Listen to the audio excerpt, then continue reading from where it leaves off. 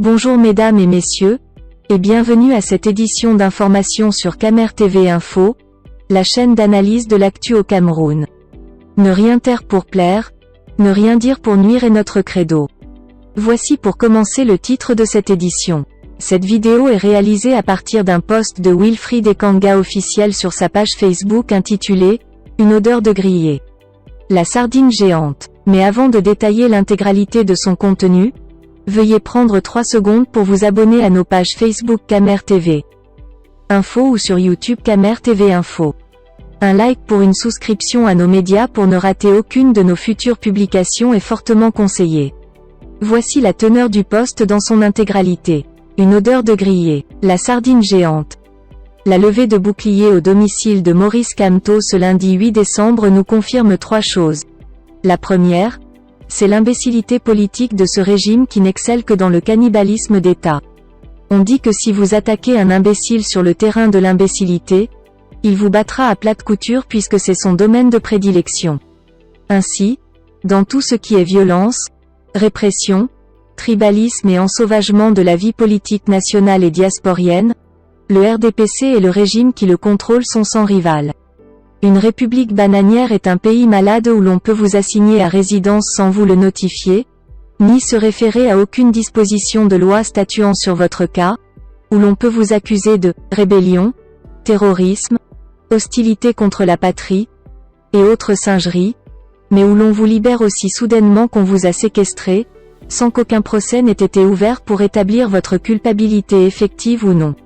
C'est comme si les Américains avaient lancé l'opération Geronimo en 2011 non pas pour neutraliser pour de bon Oussama Ben Laden, mais pour simplement le retenir chez lui et ensuite le libérer après 3 mois, alors qu'il le désigne même comme cerveau des attentats du 11 septembre 2001.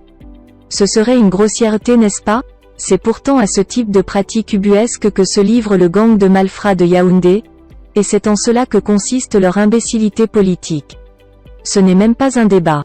Allez comprendre pourquoi une femme de ménage croupira 9 mois en prison, tandis qu'un homme ayant menacé de brûler des bâtiments administratifs munis de bidons d'essence sera laissé en liberté, ou que celui qu'on considère, sans enquête aucune, comme le plus grand danger contre la paix au Cameroun ne sera même pas placé en garde à vue, mais simplement bloqué dans ses 4 murs.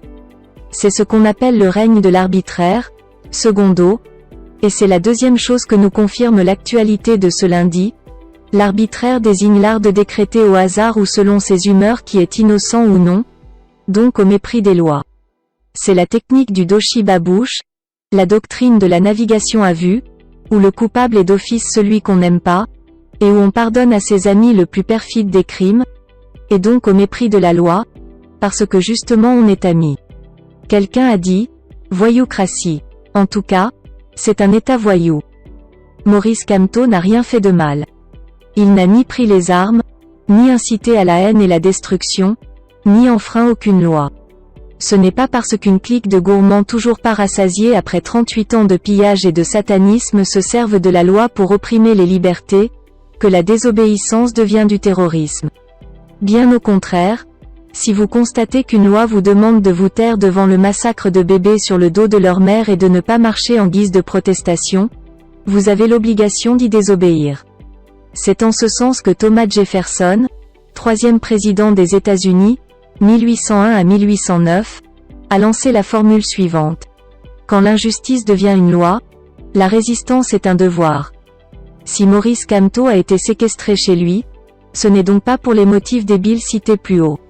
Il s'agissait simplement d'empêcher le déploiement du MRC qui comptait marcher avec son chef à sa tête, pour sensibiliser contre la tenue des régionales, dans un contexte de crise sociopolitique absolue. En gros, le Cameroun est devenu le seul État de droit où l'on est privé de ses droits, en l'occurrence le droit de manifester.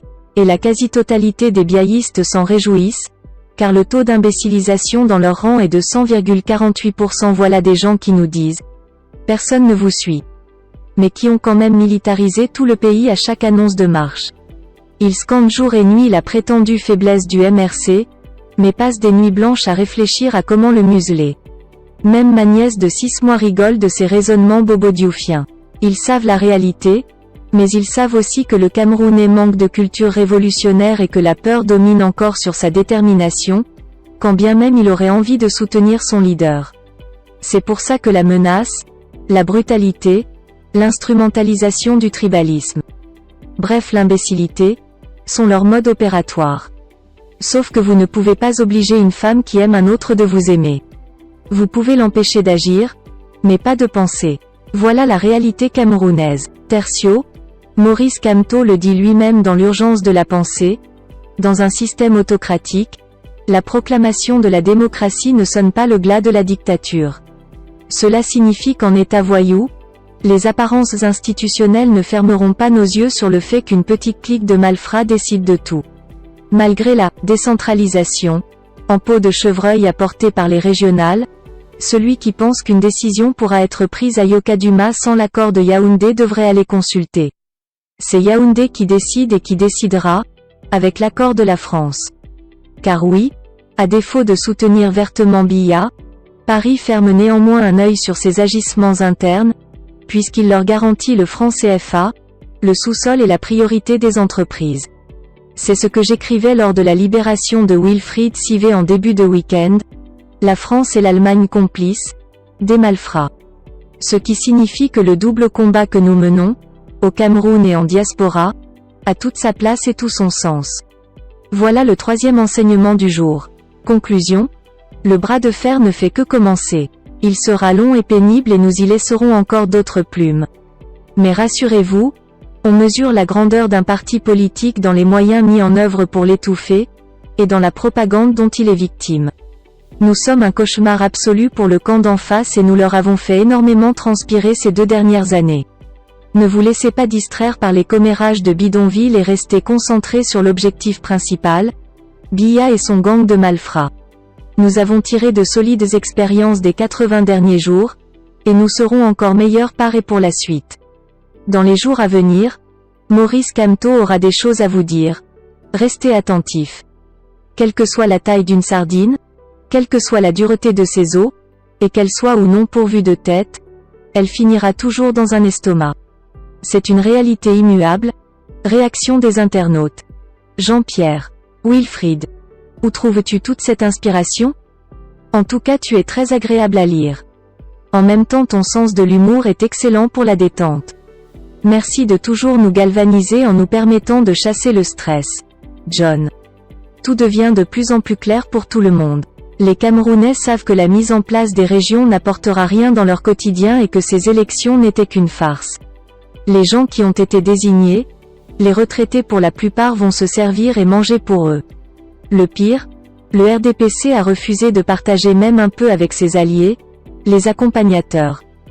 Raison donc de plus pour que les Camerounais se mobilisent à nouveau pour un objectif commun, celui de se libérer de cette tyrannie. De ce gang de malfrats en cravate comme vous aimez les appeler. Et moi de dire plutôt de ces vampires. Veuillez prendre 3 secondes pour liker la vidéo et la partager. N'oubliez pas de vous abonner à la chaîne YouTube Camer TV Info. À bientôt pour de nouvelles publications. #end. Anglophone génocide.